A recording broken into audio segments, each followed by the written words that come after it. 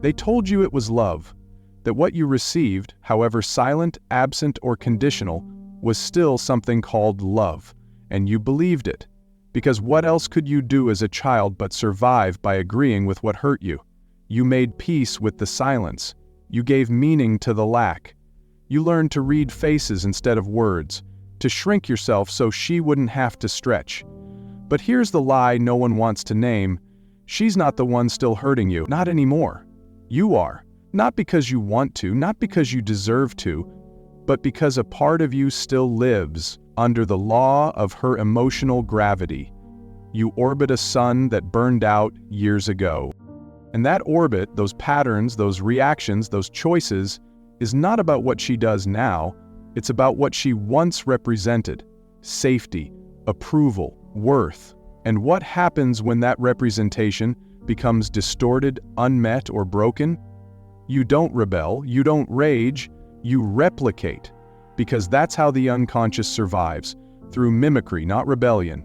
You became fluent in a language of emotional scarcity, and now you use it to speak to yourself. You call it being strong, you call it being realistic. But strength isn't silence. Realism isn't self-erasure. And here's the brutal truth that most people spend their lives avoiding. The mother you're trying to heal from isn't even real.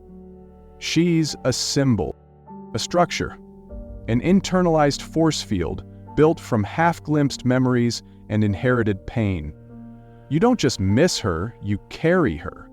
In the way you flinch when someone raises their voice, in the way you apologize for existing too loudly, in the way you beg for approval from people who treat you like mirrors, not humans. This isn't about blame. This is about waking up.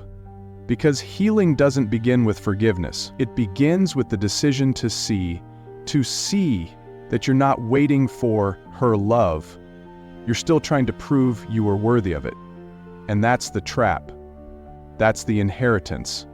The silent, aching loyalty to a version of her you could never reach. So here's the question that begins everything. What if the person you're trying to become is just a better version of the child she never fully loved? What if your growth is still tethered to her gaze?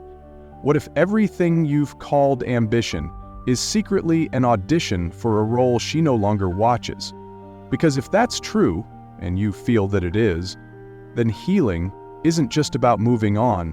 It's about stepping out of the myth entirely. It's about breaking the psychological umbilical cord that still defines your worth through her absence. And when you do that, when you name the lie, not with anger but with clarity, you don't betray her. You liberate yourself. And that's where everything begins. You think you know her because you remember the sound of her voice, the way she laughed, the things she said when she was tired, distracted, or angry. You think the damage comes from what she did or didn't do.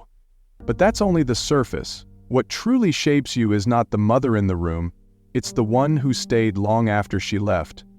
The one who lives in your silences, in your shame, in the way you instinctively pull back your truth before it reaches your lip. That mother doesn't speak, but she commands. She doesn't scream, but her echo rewrites your instincts. You don't answer to her. You answer to the idea of her, a phantom stitched together from unmet needs, childhood guesses, and emotional absence rebranded as love. And here's the horror most never see. She doesn't need to be near you to rule you. She exists as a psychic architecture, a blueprint you now use to build every relationship. She is the original emotional weather system, and you still dress for her storms, even when the skies are clear. You ask yourself why you fear rejection, why you crave approval, why you collapse at the first sign of disapproval. And the answer isn't about the people in front of you, it's about the first person who stood behind you silently when you needed her most. The mother you react to today isn't made of skin and memory. She's made of expectation, projection, silence. She's the internal judge you try to impress every time you overachieve. She's the imaginary audience when you rehearse your apologies in your head, and what's worse, she's the ghost you keep handing your worth to, begging her to give it back whole. But She never does. Not because she won't, but because she was never holding it to begin with. You placed it at her feet when you were too young to know what self-worth even was, and now, every time you speak small, every time you stay quiet to be good, every time you abandon your boundaries in exchange for belonging, you're not responding to reality. You're responding to her shadow. And Jung warned us, until you make the unconscious conscious, it will rule your life, and you will call it fate. So here's the fate you've mistaken for personality: the inability to say no, the urge to fix everyone, the exhaustion that doesn't go away with sleep. You call it empathy. You call it being easy to love. But what if it's just fear, coded in your nervous system from the moment your truth made someone uncomfortable? The mother complex isn't a memory. It's a mechanism. It replicates itself through choices that feel like love but are really survival. You're not being kind, you're performing worth. You're not avoiding conflict, you're avoiding abandonment. And she, the unseen mother, isn't cruel. She's incomplete. She is what was missing when you needed something whole. And unless you name that shadow, unless you call her by her true name, the absence that pretended to be presence, you will keep making space for people who echo her silence. You will keep shrinking in rooms that don't require it. You will keep seeking softness from hands that were never taught how to hold, because you weren't just wounded, you were shaped. And what shaped you still lives inside you, not as a memory, but as a command. The mother in your psyche doesn't need to speak to keep you quiet. You do it for her. You didn't become who you are because of what was given to you, you became who you are because of what never arrived. The architecture of your personality wasn't built by love, it was assembled in the absence of it. Piece by piece, you adapted to the missing. You learned how to smile when it was too quiet, how to be easy when no one had room for your chaos. You interpreted silence as rejection, distance as guilt, approval as currency, and slowly, without even realizing it, you stopped growing and started negotiating. Every behavior you call just who I am was once a survival strategy. Being helpful, being pleasant, being low management. These were not traits, they were shields. You didn't wake up kind, you learned that kindness kept the peace. You didn't choose to be selfless, you just knew early on that having needs meant risking withdrawal. What no one tells you is that most of your personality was forged in emotional scarcity, and now you wear it like it's your soul. But it's not, it's armor. And the problem with armor is that after enough time, you forget you're wearing it, you forget you're heavy, you forget you're tired, you just call it being strong. But strength isn't the absence of need, it's the courage to name it, and that's the one thing you never learned to do. Not because you lacked language, but because you lacked safety. You didn't grow around love, you grew around the fear of losing it. And that fear still writes the script. That fear still edits your voice. That fear still sits in your chest every time someone gets too close. Because when you build a self around the absence of care, you become fluent in over-harmoning. You become an expert in crisis. You become addicted to being needed because being needed means you matter. But here's the truth that shatters the illusion. Being needed isn't the same as being loved. And being useful isn't the same as being safe. You constructed an identity that could survive the cold, and now you don't know how to accept warmth. You don't trust comfort. You flinch at softness. You second-guess kindness because it feels unfamiliar, and it should, because it was never the blueprint. You were taught to earn what should have been given, to perform what should have been received. And now, even as an adult, you find yourself exhausted from carrying a self that was designed for someone else's approval. So ask yourself this: who did you become so she wouldn't leave? Who did you stop being so she could stay? Because if you still carry the emotional instructions you learned in childhood, you're not living. You're repeating. And repetition isn't healing. It's reenactment. It's the child in you trying to finally get it right, trying to win love with behavior instead of presence. But no matter how perfect you are, you can't rewrite a past that was never about you. You were never the problem. You were just standing in a home where love had terms, and affection had conditions. And now, the architecture remains precise, functional, protective, but it's built on a blueprint of erasure, of emotional invisibility. And the only way to rebuild is to ask a question that may terrify you. What part of you exists beyond who you needed to be for her? You think you're stuck because you're scared. You think you procrastinate because you're lazy. You think you sabotage yourself because you're broken. But what if none of that is true? What if the part of you that keeps pulling back isn't weak, but loyal? Loyal to someone you loved before you even knew what love was. Someone you depended on long before you had the words to describe that dependence. Someone whose pain you absorbed like oxygen, whose limits you memorized like a map, whose emotional ceilings became your psychological floors. And what if, deep down, you made a vow, not with words, not with awareness, but with survival? A vow that said, I won't be freer than you, I won't be happier than you, I won't become everything you never got to be. You didn't say it out loud, but you live by it. Every time you dim your joy so others don't feel small. Every time you hold back success so she doesn't feel left behind. Every time you choose partners who wound you in familiar ways. That's not random, that's ritual. That's inherited fidelity. You don't just carry her features, you carry her unfulfilled life, as if completing it would make you worthy of your own. But here's the paradox. Your pain does not honor her. Your suffering does not redeem her. Your self-sacrifice does not heal the wounds she refused to name.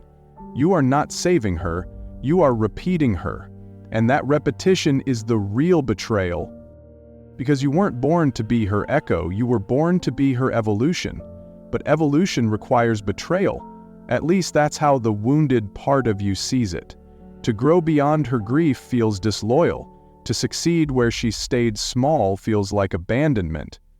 To feel joy she never tasted feels like theft. So you shrink. You sabotage.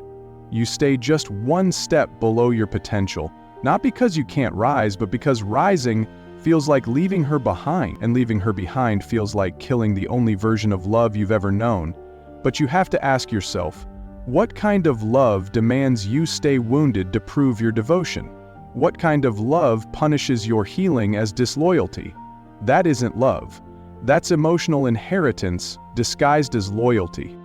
And as long as you keep confusing sacrifice with connection, you will stay stuck, not in your wounds, but in hers.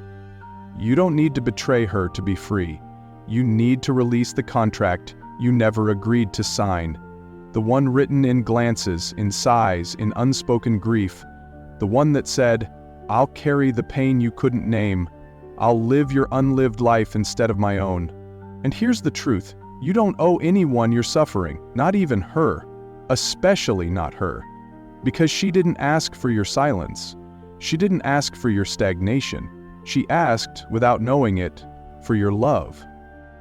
And the highest form of love is not imitation, it's transcendence. The vow must be broken, not with resentment, with reverence, with the words she may have never said to you, but that you must now say to yourself. You are allowed to go further than I did. You are allowed to be more free than I was. You are allowed to live. And if she never gave you that permission, give it to yourself. That's the only way to truly honor her. Not by matching her pain, but by surpassing it. Not by staying behind, but by walking forward and turning back only to whisper, I made it out, and it's safe now. Because no matter how long you delay, how hard you work, how carefully you sabotage yourself, nothing will repair what was never yours to fix. So stop trying to earn freedom by sacrificing joy. Stop calling your wounds loyalty. Stop dragging her story into your future. Her path ended where yours begins. And if you want to break the cycle, you have to accept that becoming everything she couldn't is not a betrayal. It's the completion of the love she never knew how to give. This wound didn't begin with you, but it lives inside you like it did. You carry it in the way you explain yourself before speaking, apologize for taking up space, hesitate before asking for what's already yours. You think it's your personality, your sensitivity, your anxious nature, But it's not, it's programming. And the code was written long before you were born, passed down in silences, in glances, in stories that were never fully told. You are the emotional endpoint of generations that swallowed their truth to survive. Your pain didn't start with you. It traveled through your mother's body, her mother's voice, her mother's mother's absence, and now you think it's yours to fix. But here's the truth. It's not your fault that the pain exists, but it is your responsibility to end it. You inherited more than eye color or temperament. You inherited beliefs about love, about worth, about safety. You inherited a nervous system shaped by someone else's war. You walk through life interpreting neutrality as danger, quiet as rejection, kindness as manipulation, not because you're broken, but because someone before you was. Someone who never learned to rest, who never felt safe in their own skin, who never received love without condition. And now their pain has a new name, yours. Their survival strategies have become your identity. But here's the twist that makes it almost unbearable. What you've called being mature was actually emotional overcompensation. What you've called being resilient was hypervigilance. What you've called strength was self-abandonment inherited like furniture. Heavy, old, and never questioned. You don't cry because they weren't allowed to. You don't ask for more because they were taught to be grateful for crumbs. You don't trust love because they learned that dependence was weakness. This is not just memory, this is transmission. This is trauma passed down like family tradition. And Carl Jung warned us, until you make the unconscious conscious, it will direct your life and you will call it fate. You've been calling your inheritance fate, but it's not. It's a script, a role, a haunting, and you are not obligated to keep performing it. You can stop. You can look at the heaviness you carry and say, this is not mine, but I am the one who ends it. That declaration, that interruption, is the act of emotional revolution. Because when you choose to heal, you're not just saving yourself, you're closing a chapter for everyone who came before you, the women who stayed silent, the men who numbed themselves to feel strong, the children who never felt safe enough to ask why no one was really listening. When you set a boundary, they rise in you. When you say no without guilt, they are redeemed. When you rest without justification, they are finally held. Healing is not selfish, it's sacred, because you're not just rewriting your story, you're refusing to pass the wound forward. And yes, it's unfair that you inherited a pain you didn't cause, but it would be even more tragic if you passed it on untouched. So let it end with you. Not because you owe them that, but because you deserve to know who you are without the weight of what they couldn't carry. She doesn't have to be in the room anymore, because now, her voice lives in you. You carry it in the way you rehearse every word before speaking, in the way you flinch at your own needs, in the way you punish yourself for being tired, sad, angry, or simply human. You think it's your conscience, your drive, your discipline, but it's not. It's her. Not her as a person, but her as a program. The voice that once belonged to her mouth now wears your face and speaks in your tone. You don't need her to shame you anymore. You do it on autopilot. You don't need her to criticize you anymore. You've memorized the script. Somewhere along the way, you stopped trying to please her and started becoming her, toward yourself. You became the voice that never let you rest. The hand that pulled you back every time you reached for softness. The mouth that said you should know better every time you simply needed help. You became your own warden. And the most terrifying part? You thought it was growth. You called it self-awareness. You called it accountability. You mistook internalized judgment for wisdom. But it's not wisdom to hurt yourself before anyone else can. It's not maturity to silence your needs so thoroughly you forget they exist. It's not responsibility to make your own life a punishment no one is asking for. That voice inside you, the one that never says well done, the one that only shows up when you fall short, is not your truth. It's inherited noise, an echo of the emotional standard you were never allowed to reach, a phantom reward system built on lack. And yet, you follow it like law. You measure your worth by how much you produce. You gauge your value by how little you need. You postpone softness like it's a luxury you must earn. But love is not earned through punishment.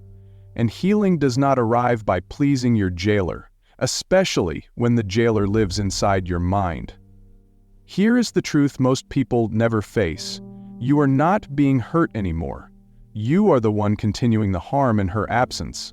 Not because you hate yourself, but because a part of you still believes pain is the path to love. That the more you shrink, the safer you'll be. That the less you need, the more they'll stay. And that is the lie. That is the spell. And unless you break it, you will live your entire life as a shrine to a voice that never celebrated you. A voice that didn't know how, but you do.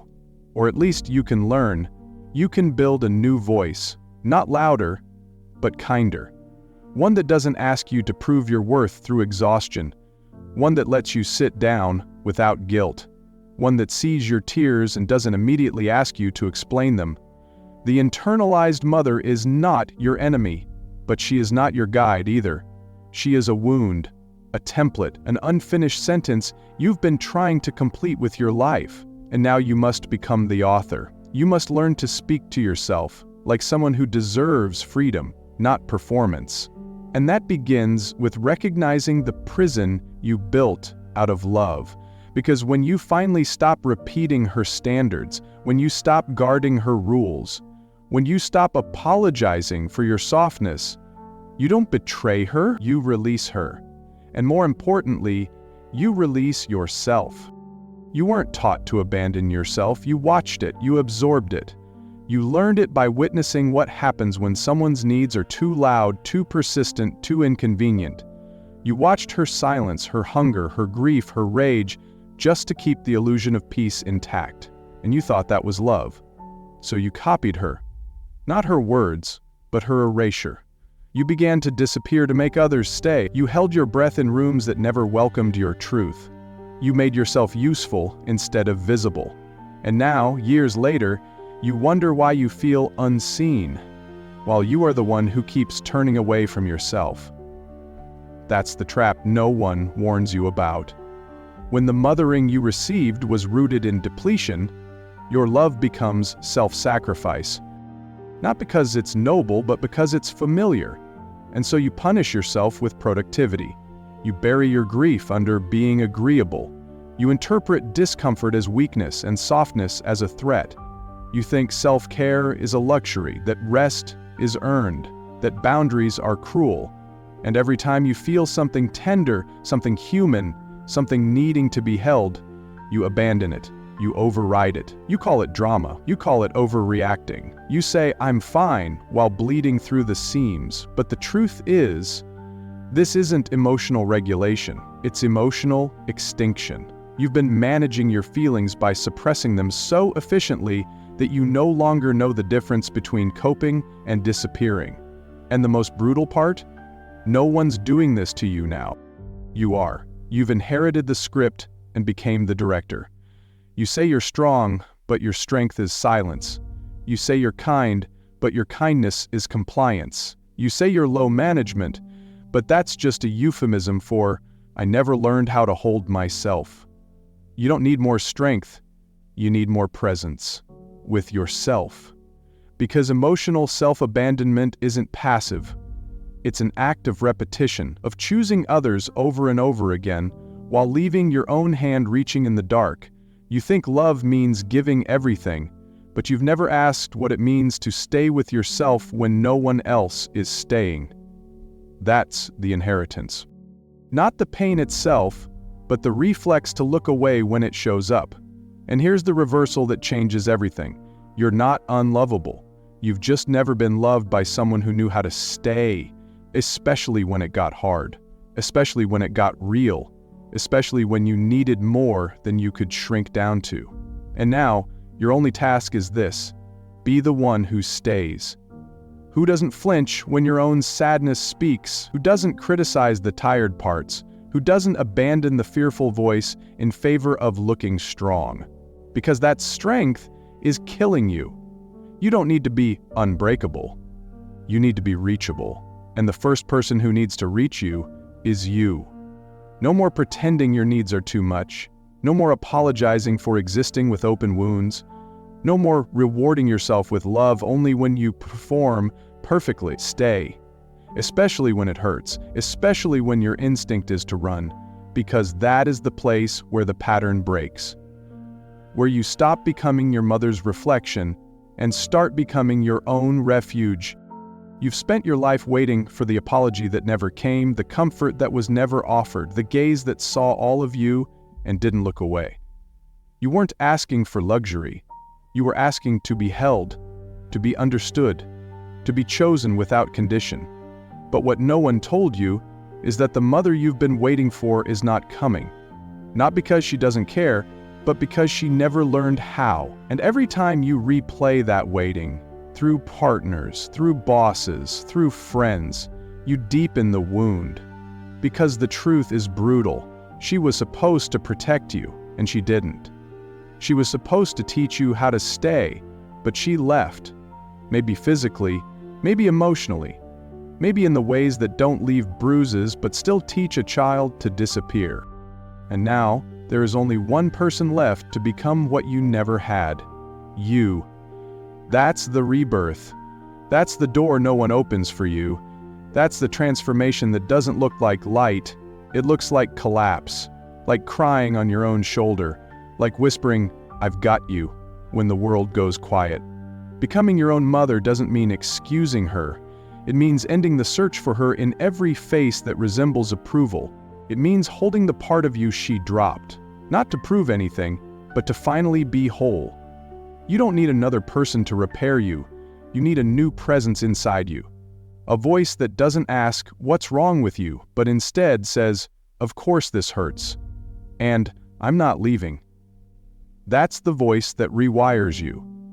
That's the love that reparents the system. Not grand, not loud, just consistent, just real. Because mothering is not a performance, it's repetition. And now you get to repeat what should have always been said. You matter, even when you're a mess. You're lovable, even when you fall apart. You don't have to earn gentleness, it's your birthright. This is not healing, as we were taught. It's not an achievement, it's not a checklist. It's a returning, a rebuilding.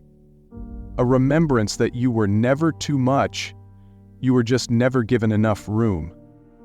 And now, that room is yours to build.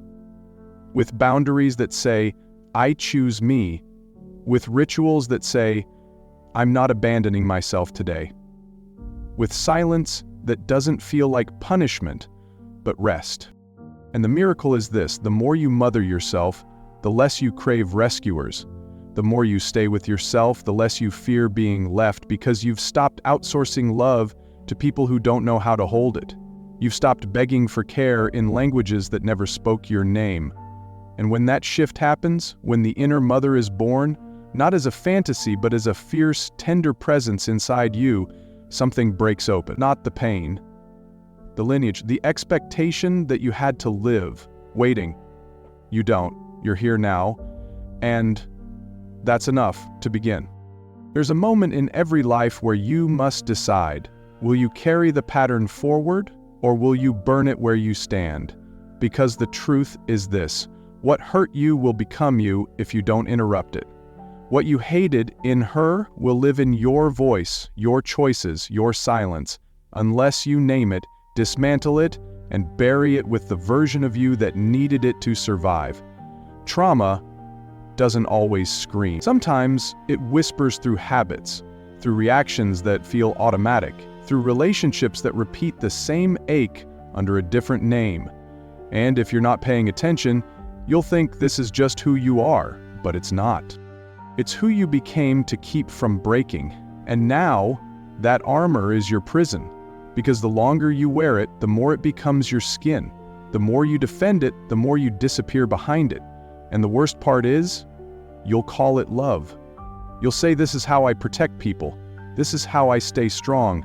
This is how I know I matter." But what if none of that is love? What if it's just repetition wearing a mask? What if your kindness is how you manage chaos? Your independence is how you avoid closeness. Your "I'm fine" is how you silence the scream. Patterns don't care about your intentions. They don't end when you understand them. They end when you act against them. When you do something unfamiliar. When you risk being seen without your armor. When you speak where your family stayed silent. When you rest where they ran. When you cry where they mocked softness. When you say no and don't follow it with an apology. That's the rupture. That's the revolution. Not loud, not poetic, just different. And that difference is enough to save your life, because if you don't choose to end it, it chooses to continue. Through your children, through your relationships, through your body, through the way you talk to yourself at night. The pattern becomes your language, your instinct, your legacy, until someone finally says, "It ends with me." And maybe that someone is you. Not because you're stronger, but because you're awake. Because you finally stop mistaking suffering for loyalty. Because you finally realize that repeating it doesn't make it meaningful, it makes it permanent. And permanence is not proof of love, it's proof of fear. You're not here to repeat the pain, you're here to evolve it, to bury the script and write a new one that doesn't require your exhaustion as proof of your worth, one that doesn't ask you to shrink to be safe, one where your softness is not a threat, but a seed. But first, you have to choose. Not someday, not after you're less scared. Now, because if you wait for the pain to go quiet, it never will. If you wait for them to understand, they never might. If you wait for permission, it's not coming. This is the part where you walk out of the house that shaped you and build one of your own. One with windows that let the light in. One with walls that don't echo shame. One with a front door that doesn't lock from the inside. This is where the lineage breaks, where the repetition ends. Not in hatred, in truth. In the audacity to live without becoming what broke you. This isn't about blaming her. It never was. This isn't about turning your back in anger or declaring war on the woman who gave you life. It's about something far quieter and far more difficult. It's about releasing the role you assigned her long after she stopped playing it. It's about grieving not who she was, but who you needed her to be. The fantasy of the perfect mother, the imagined moment of repair. The silent wish that maybe one day she would look at you with recognition in her eyes and say the words you've been rehearsing your whole life to hear. "You didn't imagine it. I see you. I'm sorry." But she won't. Not because she's cruel, but because she's limited. Because she carries her own unhealed story. Because the same silence that haunts you has haunted her since she was a child. And that's the part that breaks you and sets you free all at once. She can't give you what she never received. And now the question becomes, will you spend the rest of your life trying to repair her past? Or will you choose to live a future she never had the tools to build? This is the final separation, not from her as a person, but from the hope that she will one day become someone else. And that kind of letting go isn't loud. It's not dramatic. It happens in the quiet moments, when you stop seeking her approval, when you stop bending yourself into shapes that might finally be lovable to her, when you stop trying to earn what should have always been freely given. That's the real healing, not the reconciliation, not the performance of forgiveness, but the inner knowing that you don't need her to change for you to be whole. You don't need to keep dragging her story into your relationships, into your work, into the mirror. You don't need to fight her anymore, because you've finally stopped fighting yourself, and that is the most sacred act of liberation. You're not walking away from love, you're walking away from the illusion that love must come at the cost of yourself, that you must stay loyal to pain to prove you care. That healing is betrayal. That becoming whole means being ungrateful. No, it means you've learned to separate love from suffering. It means you've stopped confusing endurance with closeness. It means you've made space for the version of you who doesn't need to be rescued because they've become the one who stays. And yes, you still carry her in some ways. You always will. But now it's different. Now it's lighter. Now it's not a burden, but a history, a past, not a pattern, a lesson, not a chain. So you place her back where she belongs, not on a pedestal, not in the center of your worth, but as one thread in the fabric of who you've become. And then you breathe, not because it's over, but because it's finally begun. Not the search, not the performance, but your life. As it actually is, not as a response to hers. The most important mother is not the one who raised you. It's the one you choose to become when you realize you were never supposed to keep suffering to stay connected. And if you've made it here, to this moment, then you already know this was never about her. It was about you, finally choosing to live without asking her permission.